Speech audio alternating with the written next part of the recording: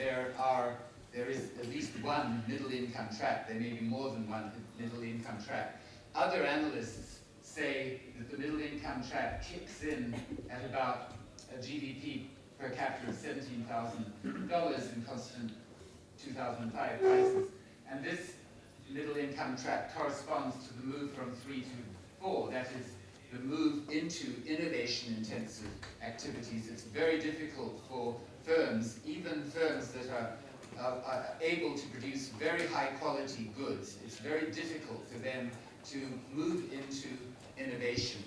So that's another kind of middle-income track. But there's a third middle-income track, which is rather different from the other two that I just mentioned. And you could call it the global political economy middle-income track. And it has to do with the consequences of the rise of China. The rise of China is very good for commodity exporters, that is, for the owners of assets which are producing commodity exports, such as the owners of soy farms in Brazil, or rubber farms, or the owners of timber. It's very good for them because there's a huge demand for these things in China. But the rise of China is very bad for manufacturing and very bad for employment generally, because it's knocking out manufacturing across many countries. Just a case in point, you will know about the famous Brazilian festival called Carnival, where Brazilians dress up in very fancy costumes. Well, until about 10 years ago, all these costumes were made in Brazil by the Brazilian textile industry. But within the last 10 years, all this has been displaced, and now the costumes are made mostly in China and imported into Brazil because the Chinese imports are cheaper. And that's good, of course, for the people who want to buy the costumes, but it's equally bad for the people who have lost their jobs and probably have not found other jobs. And of course, these two sets of people may be one and the same. The people who want to buy the costumes are also the people who've been knocked out of a job in producing the carnival costumes. And the point is that this kind of thing is happening across the board. I was amazed in Hebron yesterday to learn that the famous Palestinian scarf made of cotton in Palestine sells for 25 shekel, and the competing made of cotton and the competing Chinese import made of nylon sells for 10. So there's a huge price difference between 10 and 25, and that's one main reason why the Palestinian textile industry is being knocked out. So this point that I'm making, that the rise of China is not just good for some parts of developing countries, it's very bad for other parts. This point is generally not made, and of course, in any Chinese audience, they hate to hear this because they believe firmly that the rise of China is somehow good for everybody. It's not. And there's a question of how a country can implement a trade policy which will allow its manufacturing to survive and even perhaps flourish in conditions of competition with Chinese producers. That's a big issue in the WTO.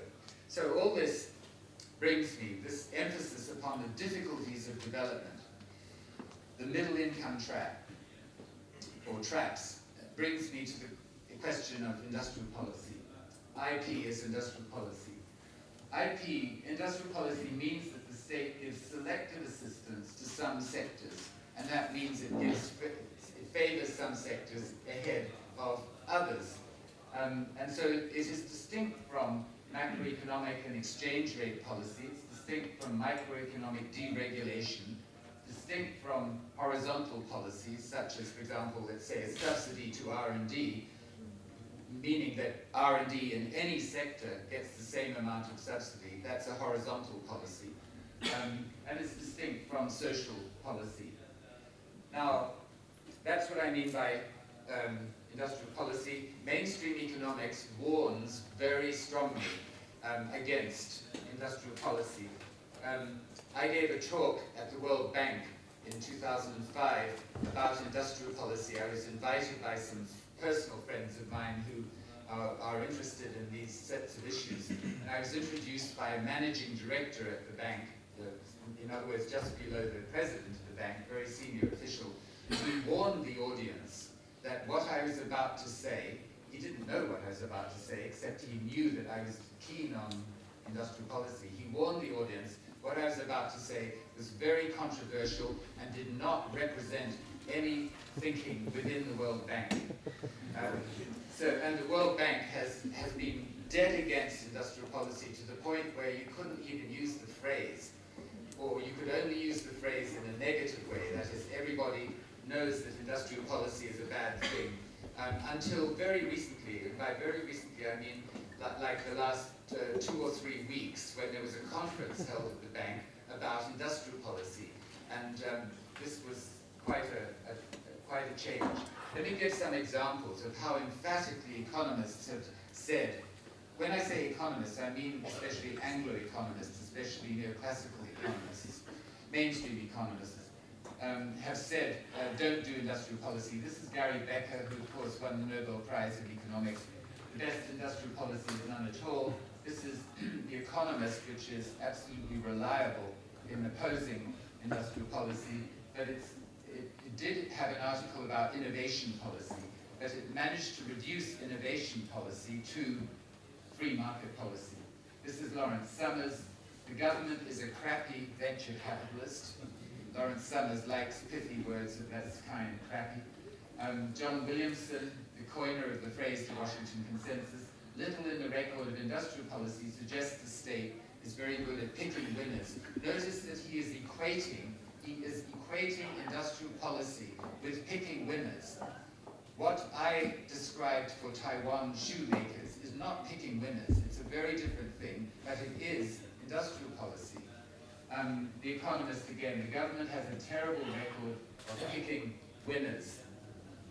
I did research in the bank in 2010, and I was interested in what the bank thought of the ideas of Justin Lin, who was then the chief economist, a Chinese, first ever chief economist of the World Bank, not from the G7 countries.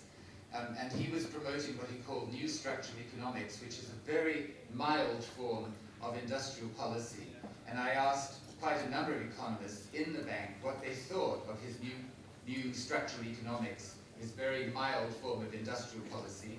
And this is the consensus response that I got. Quote, from an economist in his own vice presidency, by the way, quote, for every Korea, there are 100 failures. Who would you put your money on? Question mark. And again, notice the implication that industrial policy means doing what Korea did. And if you don't do what Korea did, then it's not somehow industrial policy, and you shouldn't do what Korea did because Korea had special circumstances and nobody else can follow Korea. It's all mostly complete nonsense. Mostly. And this is why, to put the argument in an abstract way, the point is that market signals give signals for incremental change, but they can block larger economic diversification and innovation. The core capitalist logic, the logic of the capitalist firm is no profit, no production. No production, no employment. No employment, no income. But the key starting point is no profit, no production. Well, typically, in the case of making large, non-incremental changes, like Korea going from making textiles and radios in the 1960s, going into steel, no private entrepreneur is going to make such a big jump because the prospect of profits is much too unclear. It's too much in the future. It's too uncertain. And therefore, because the prospects of profits are not clear, there won't be that move. But in retrospect, it was clearly desirable for the Korean economy to make big jumps of that kind out of the labor-intensive products that it was concentrating on in the 50s and 60s. And these big jumps were much accelerated, at least, by a state vision of the future growth of the economy that would be necessary to bring Korea into a high-income category and with a strong enough industry to provide a strong military base for opposing North Korea. That was part of the logic of South Korea's development. And so, going on from that, what an economy produces today determines the skill and comparative advantage of tomorrow. And that, as I've just been saying, that mechanism is external to the thinking of a private profit-seeking entrepreneur. This is something that the state needs to take hold of in terms of a vision of the future and imparting directional thrust in a certain direction in a way that private entrepreneurs won't do. And so this is the point. Government can help steer resource allocation to shape the comparative advantage of tomorrow. Comparative advantage in manufacturing, also in high value-added services, is substantially man-made. It's not something that comes simply from nature. Let me give a very schematic account of the history of industrial policy. Before the Second World War, there were some very remarkable cases of catch-up using a lot of industrial policy instruments, including trade protection. I've mentioned two here, the US and Germany. There's one obvious thing that I left out. The third case is Japan. And then after the Second World War, you have the East Asian cases in which, in all of them, except I left out Hong Kong because Hong Kong is something of an anomaly. It was an entrepot, it was a trading island, and so it's really quite exceptional. But anyway, in the other cases, Japan, South Korea, Taiwan, Singapore, the state had an explicit strategy to build up firm and societal production and marketing capabilities, including by using protection, targeted subsidies, FDI, and forced marriages between FDI and domestic firms.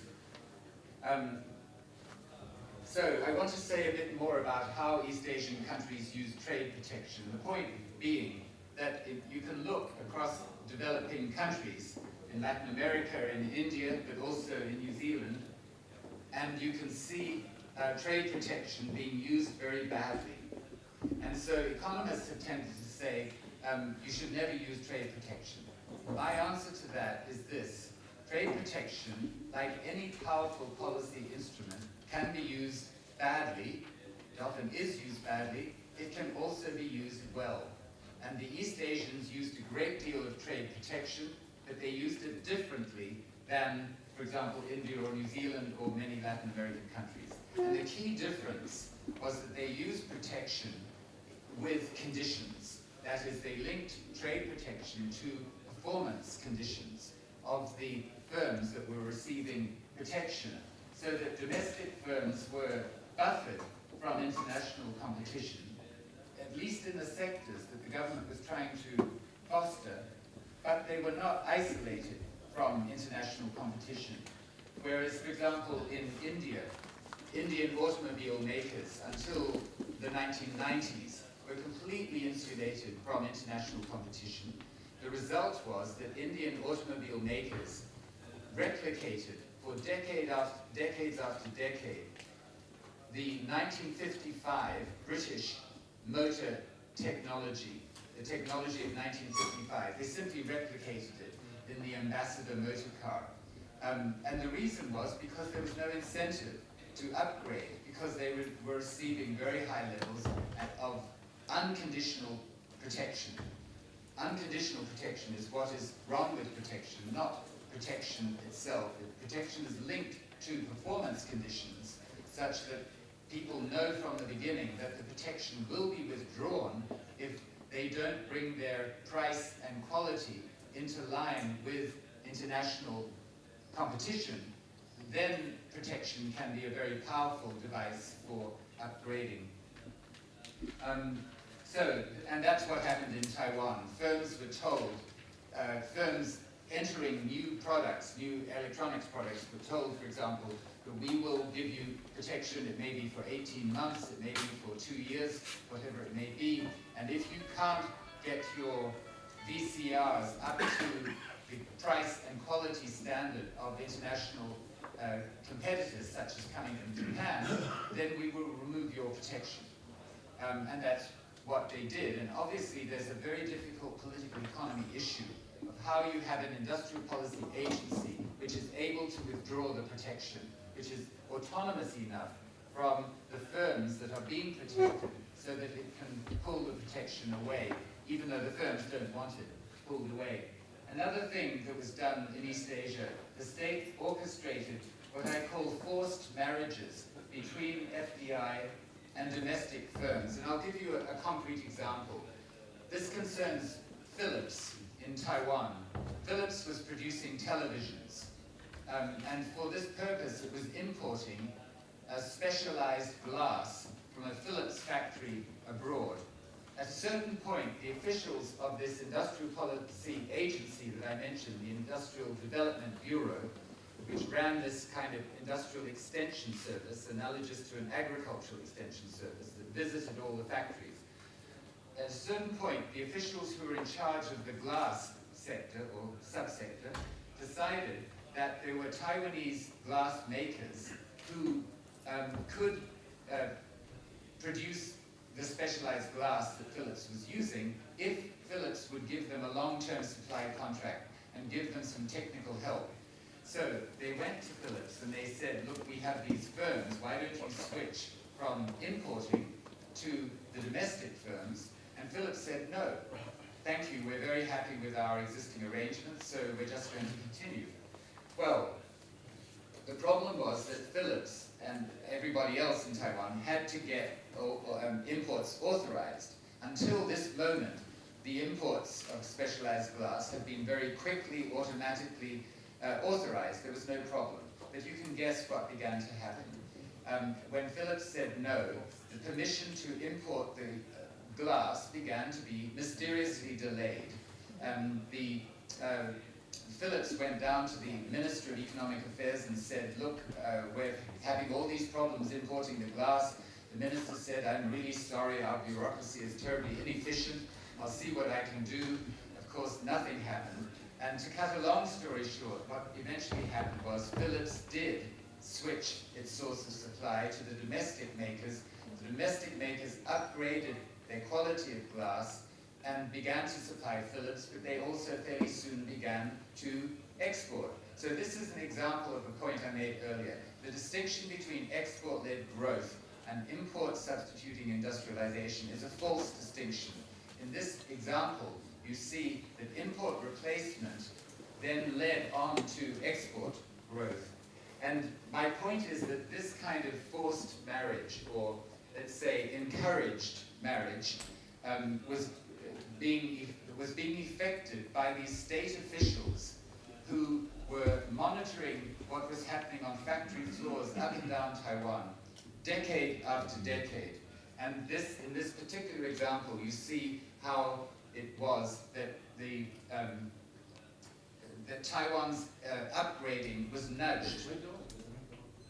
Taiwan's upgrading was nudged all the way through the period from the 1950s up till today.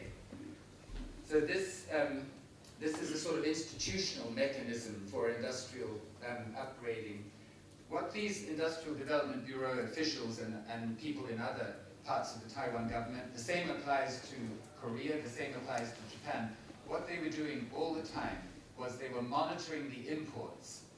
Even in the 1980s, with ICT technologies not nearly as well developed as today, they knew within 24 or 48 hours what had been imported into Taiwan or into Korea within that period. And that's what they were watching in order to then see where there was a possibility of replacing those imports with production from Taiwan manufacturers. They were doing this all the time, decade after decade. If you compare these East Asian countries with, for example, Chile, with Dominican Republic, with Jordan, with Malaysia, they're also small open economies.